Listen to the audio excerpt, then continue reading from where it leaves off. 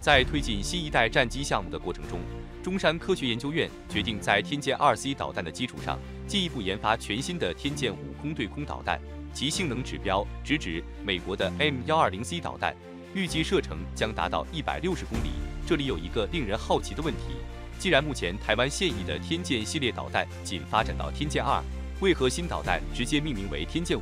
而非循序渐进地推出天剑3和天剑4？首先，关于命名问题，中山科学研究院内部对于导弹系列的划分有着自己的逻辑。虽然外界所熟知的天剑系列仅到天剑2，但实际上中山科学研究院内部已将陆射型剑2和海射型剑2归类为剑3系列。此外，由于剑4在中文语境中可能被视为不吉利的数字，因此新一代中程空对空导弹决定跳过这一命名，直接进入天剑5时代。另外，值得一提的是，天剑3这个名字其实并非首次使用。中山科学研究院早前已经研发了一款名为天剑3的导弹，但它是一款短程空对空近距离缠斗导弹，与天剑5的定位截然不同。这款导弹在性能上有所提升，预计射程为15公里，速度可达4马赫，具备离轴攻击能力，与美国的 M9X 导弹性能相近。对于现代空战而言，离轴攻击已成为一种重要趋势。然而，仅有能够攻击侧面目标的导弹是不够的，还需要搭配头盔瞄准系统，才能在近距离缠斗中充分发挥导弹的作战效能。中山科学研究院在研发天剑5时，也充分考虑到了这一点。因此，从命名逻辑和研发背景来看，新一代导弹命名为天剑5是合理的。这款导弹不仅将大幅提升台湾空军的作战能力，还将为未来的空战带来新的战术和战略选择。当然，天剑5的研发过程也将面临诸多挑战和考验，但中山科学研究院有信心和能力克服这些困难，为台湾空军打造一款真正的高性能空对空导弹。那么，关于天剑5导弹的性能，我们该如何评价呢？已知现役的天剑2导弹射程为60公里，而改良型的天剑 2C 射程已经提升至100公里。在此基础上，天剑5的射程更是达到了160公里，实现了射程上的层层递进。这样的性能提升，无疑将极大地增强台湾空军的远程打击能力。值得注意的是，天剑5导弹是专为新一代战机研发的。然而，如果美国的 M120C 导弹能够顺利装备到新战机上，中山科学研究院或许不会如此急于研发天剑5。但遗憾的是， M120C 导弹的兼容性限制了其在新一代战机上的使用，这使得中山科学研究院不得不加速天剑5的研发进程。天剑5导弹的目标射程与 M120C 相当，甚至在某些方面还要超越它。为了与新一代战机形成完美的配合，天剑5还需要联合头盔瞄准系统，以增强其电子干扰功能，使飞行员能够更快地锁定目标。这样的配置无疑将使得天剑5在搭配新一代战机时，性能上能够吊打 F-16与 M120C 的组合。然而，这也引发了一个问题：在天剑3导弹尚未正式亮相的情况下，直接研发天剑5是否显得过于超前？天剑5的性能是否真的可以实现？对于这个问题，我们或许无法给出确切的答案，但可以肯定的是，天剑5的研发难度确实很高。从天剑 2C 的性能提升上，我们就可以看出中山科学研究院在导弹技术上的深厚积累和创新实力。然而，天剑5的研发不仅需要克服技术上的难题，还需要在性能上实现更大的突破，特别是在引导头技术方面。天剑2的主动寻标雷达技术由摩托罗拉公司提供，而天剑5则需要在此基础上进行更大的创新和升级，这无疑将给中山科学研究院带来巨大的挑战。总的来说，天剑5导弹的研发是一项极具挑战性的任务，但如果中山科学研究院能够克服各种技术难题，成功研发出这款高性能导弹，那么它将为台湾空军带来前所未有的战斗力提升。天剑5导弹的性能究竟如何？与现役的天剑2及其改良型天剑 2C 相比，有哪些显著提升？关于天剑5导弹的制导、速度以及与战机配合的问题，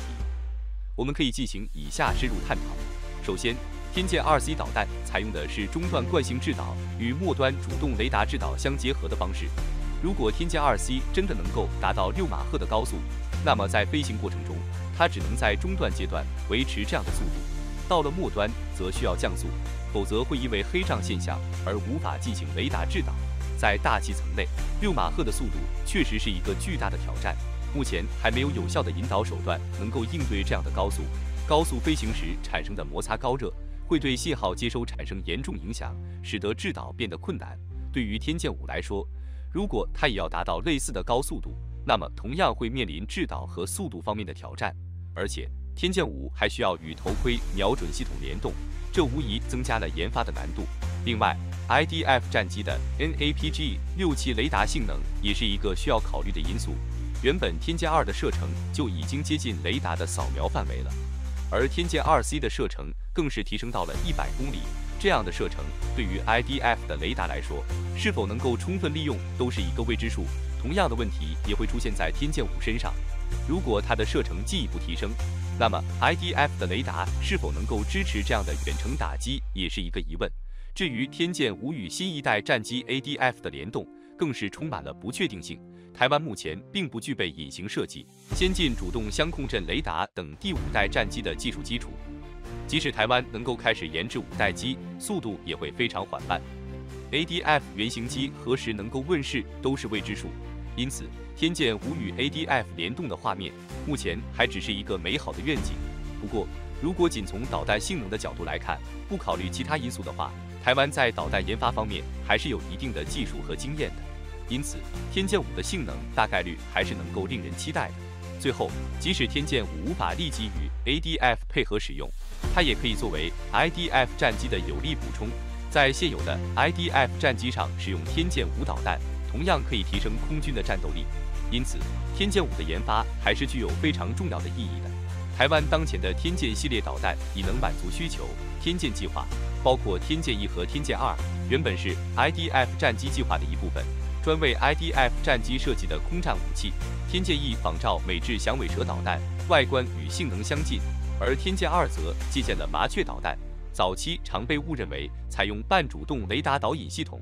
实则使用的是主动雷达。半主动雷达与主动雷达的关键区别在于，前者依赖发射导弹的战机进行雷达通讯，后者则由导弹自行负责，赋予导弹独立搜索目标的能力。尽管原理看似简单，但实现这一技术也很困难。天剑2的研发过程中，美国提供了不少技术支持，台湾方面追求通用性。除空射型导弹外，中山科学研究院还开发了海射型和陆射型导弹。空射型天剑2采用单级固态火箭推进，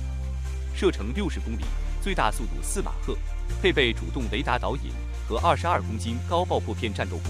海射型和陆射型因发射条件限制，射程和速度有所降低。其中，海射型天剑2、海剑2受到海军青睐。中山科学研究院在天剑2空射型量产后不久，便开始了海射型和陆射型的研发。台湾军舰长期缺乏有效防空手段，对海剑2尤为感兴趣。然而，实现海剑2的垂发性能面临诸多挑战，如升空后迅速转向、海上快速装填弹药、零件抗腐以及发射器导弹与舰艇战斗系统的兼容性等。中山科学研究院经过20多年研发，才取得具体成果。玉山舰和沱江舰已搭载海剑2，与海剑2相比，其外形变化不大，但加装了助推火箭，但亦改为折叠式，尾端增加可动燃气舵，以协助导弹转向。目前，沱江级和玉山舰采用倾斜式发射箱，而康定级和轻型巡航舰则计划采用法国指导中山科学研究院研制的华阳垂发系统，这将显著提升军舰的防空能力。首先，关于地面部队对陆射型歼2，这里假设是指某种地面发射的防空导弹系统的态度不温不火的问题，这可能与当时的战略考量、经费限制以及技术评估有关。台湾在军事装备的选择上，往往需要综合考虑多种因素，包括性价比、技术成熟度、作战需求以及国际政治环境等。因此，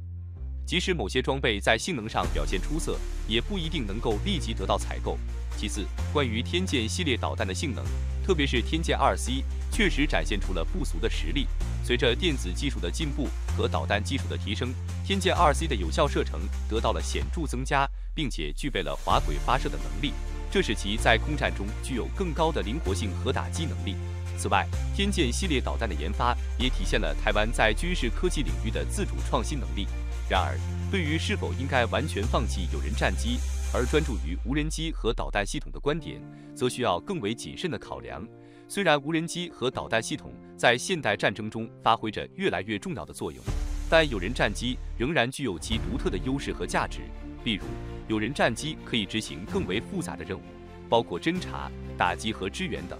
而且在某些情况下，有人战机的机动性和灵活性是无人机无法替代的。此外，对于战机的生存空间问题，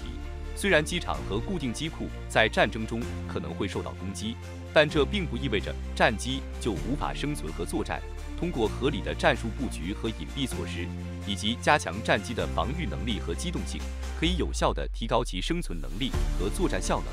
最后，关于资金的问题，确实需要综合考虑多种因素来做出决策。然而，仅仅因为战机烧钱而完全放弃其发展是不明智的。在军事装备的发展上，需要保持一定的平衡和多样性，以确保在各种情况下都能够具备有效的作战能力。综上所述，对于台湾防御策略与武器系统的发展问题，需要综合考虑多种因素和观点，以制定出符合实际情况和战略需求的方案。同时，也需要加强合作和交流，以借鉴和学习其他地区的先进经验和技术。好了，本期内容到此结束。对于这些信息，我们非常欢迎大家在评论区分享你们的看法和讨论。如果对于内容有任何补充或不尽完善之处，也请在评论区留言，以便我们进行更新和完善。我是寰宇哥，咱们下期再见。